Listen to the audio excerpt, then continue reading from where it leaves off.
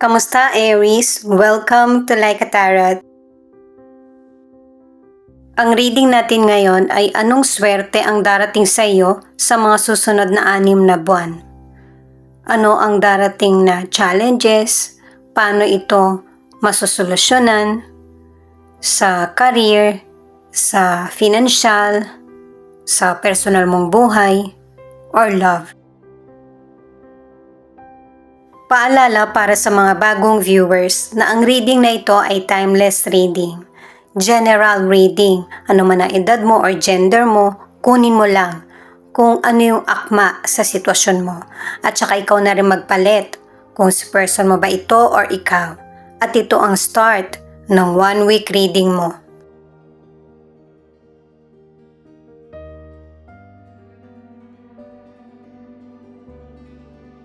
Six of Swords, Four of Swords, Queen of Swords. Itong mga cards na ito ang nagsasabi na soon, bibigyan mo ng pagkakataon ng sarili mo na makapagpahinga. Kasi may ilang Aries na marami ka ng sinuong na sitwasyon or problema na dumating sa buhay mo na hinarap mo. Sa totoo lang, yung mga situation na pinagdaanan mo, hinarap mo ng kalma. Pero nakikita mo na o nararamdaman mo sa sarili mo na malapit ka na sa limitasyon na yung bang magpapanik. O kaya yung stress ka na. Pero itong mga cards na ito ang nagsasabi na kung ano man yung problems mo, yung solution ay mas madali pa kesa sa naiisip mo. May ilang Aries na papalitan mo yung trabaho mo o kaya negosyo or pipiliin mo na yung trabaho o negosyo na hindi ka stress. Pipiliin mo yung career o negosyo na hindi masyadong busy or gamay mo na. May ibang tao na tataliwas sa mga desisyon mo pero meron pa rin ilan na susuportahan ka sa ikakasaya mo. May ilang single na nagkaroon ka na ng healing at gusto mo na magkaroon agad ng karelasyon.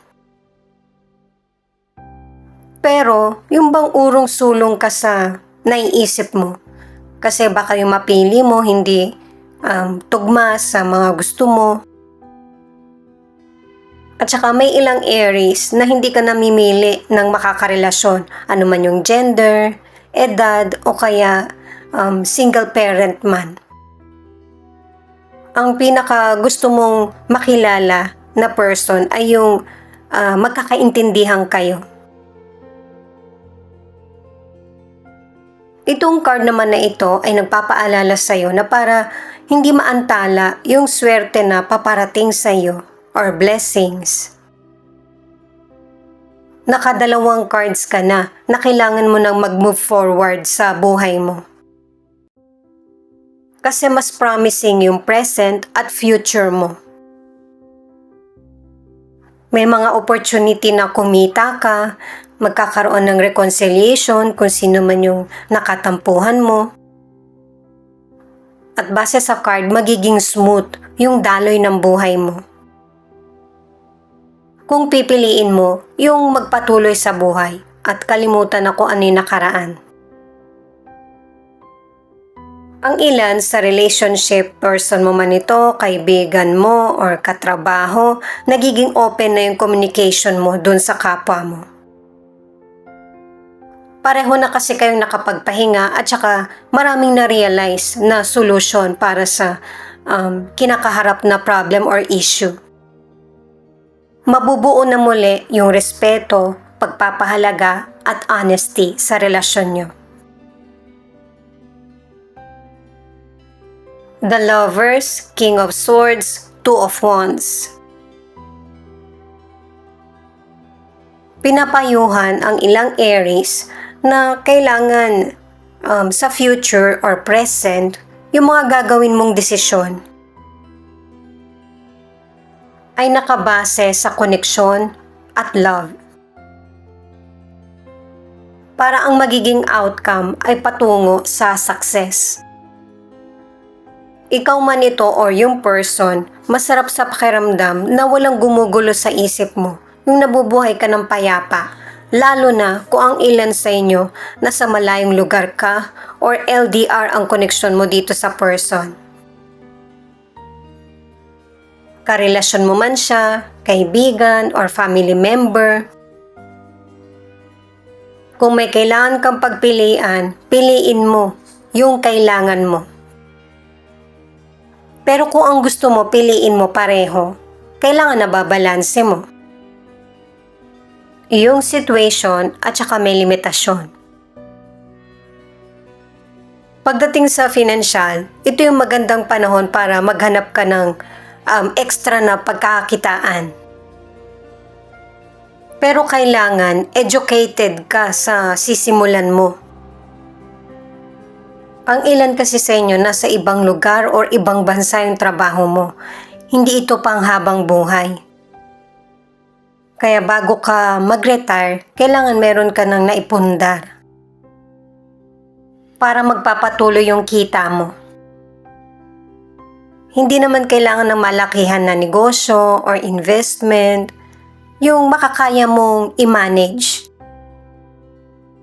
Para sa ilang single, piliin mo yung person na merong plano kung ano yung itatakbo ng bubuin yung relasyon. Itong card naman na ito ay kasagutan sa mga dinadalangin mo. Kasi gusto mo nang magkaroon ng kalayaan, swerte, at yung ma-enjoy mo man lang yung buhay mo dahil sa masyado kang focus sa iba't ibang responsibilidad at issues. Hindi mo kailangan mag-worry kasi yung mga minamanifest mo or wishes ay magkakaroon ng katuparan. Hinihintay ng universe kung ano yung gagawin mong hakbang or simula. Dahil sa ready na ang universe na ibigay sa iyo yung deserve mo. I-add ko lang para sa ilang single na huwag kang makipagrelasyon sa person na pinapatagal lang ang relasyon nyo pero walang plano.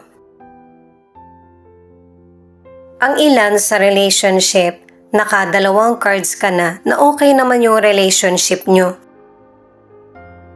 Yun nga lang, LDR ang koneksyon o relasyon nyo. Matagal mo nang hinihintay yung person mo na magkaroon kayo ng time together. Gustuhin man niya na magstay na sa lugar kung nasaan ka. Kasi hindi lang naman love ang kailangan nyo sa relasyon, kundi security. Yung maging secure yung pamumuhay nyo. Yun kasi ang alam niyang paraan na para makip ang relasyon nyo na magtagal ito. Ten of Wands, Five of Swords, Knight of Swords. Katulad ng pinakita sa mga naunang cards, importante sa buhay natin yung kontento ka sa nangyayari sa buhay mo. Kasi kapag walang limitasyon or balanse, yung relasyon mo sa kapwa mo ay magkakaroon ng painful ending. Merong conflict at saka betrayal. Pwedeng isa sa dahilan ay yung hindi pagtupad sa pangako. At kapag nakikita mo na o nararamdaman na merong hindi magandang mangyayari sa relasyon or koneksyon, agapan mo agad ito. Pero base sa mga cards, mahirap yung mga pinagdaraanan mo. At hanggat maaari, huwag mong hayaan na maapektuhan masyado yung emosyon mo. Ang pinapaalam sa iyo ay kung worth it ba yung ipaglalaban mo or pagtatalo. Para sa ilan sa kalusugan, yung stress ay isa sa nagiging sanhi kung bakit may mga health issues ang ilan. Pero meron pa rin namang good news na kahit na nagkakaroon ng illness ang ilan, ay ma-overcome mo pa rin. Kumbaga merong positive change na darating. Ang ilang single, ang advice ng mga cards, kung gusto mong makipagrelasyon, kailangan meron kang oras dun sa person. Para makakapag-desisyon ka kagad kapag nakita mo na kung ano yung totoong ugali niya. Huwag kang basta padala sa itsura ng person or sobrang lambing niya. Piliin mo yung person na makakasundo mo talaga, hindi yung ikaw yung mas nag-a-adjust.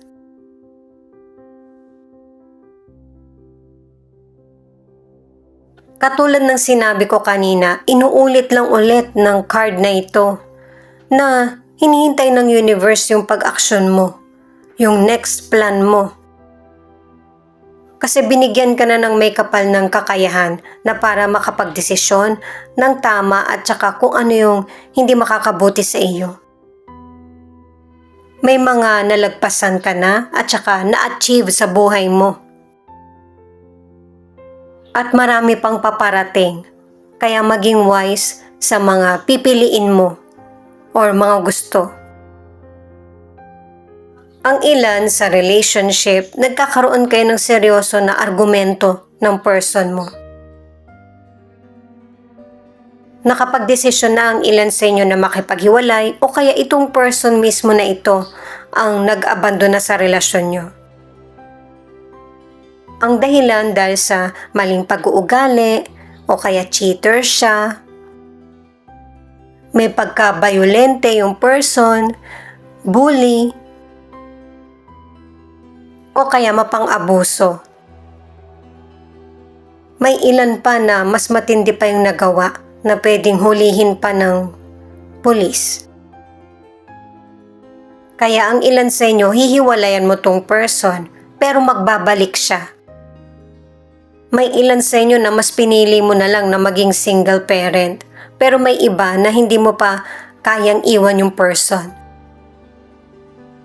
Ito yung feelings ng person mo na pwede rin ipakita kung ano yung feelings mo. Pwedeng ikaw ito o yung person mo na matagal na yung pinagsamahan nyo, kaya naiintindihan mo siya. Or pilit mong iniintindi. Isa sa inyo yung nagbabalanse para magtagal ang relasyon. May ilang Aries na binibigyan mo ng pagkakataon yung person mo na magbago.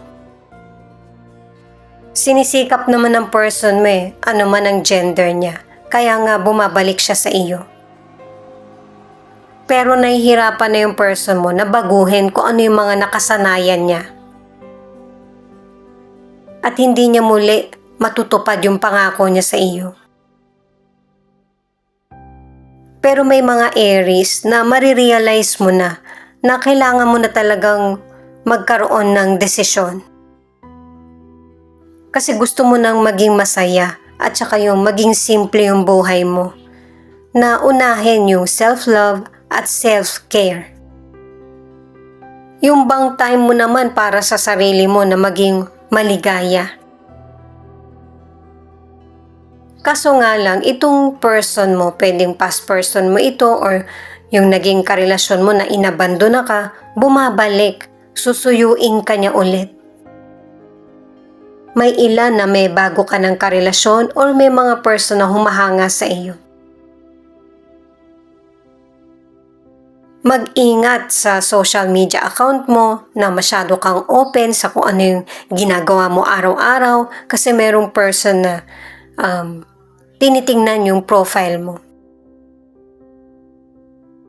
At ito yung hint kung sino itong person na ito. Yung person na minamanipula ka. Yung person na hindi man lang napakinggan yung saloobin mo or gusto mo sa relasyon nyo.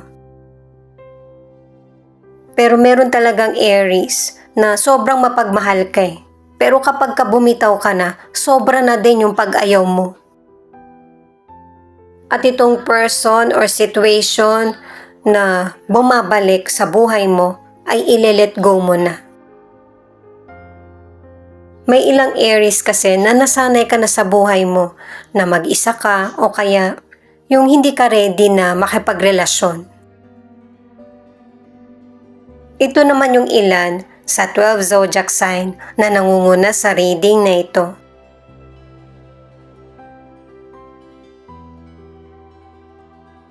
Pisces at Leo. Ito naman yung mga letra na posibleng andito yung letra ng pangalan ng person mo or letra ng pangalan mo. Thank you nga pala at saka ingat kayo palagi saan man kayo naroon. Pakiclick na rin ang notification bell para updated ka sa Laika Tarot readings. J W L A Z B K H F X G N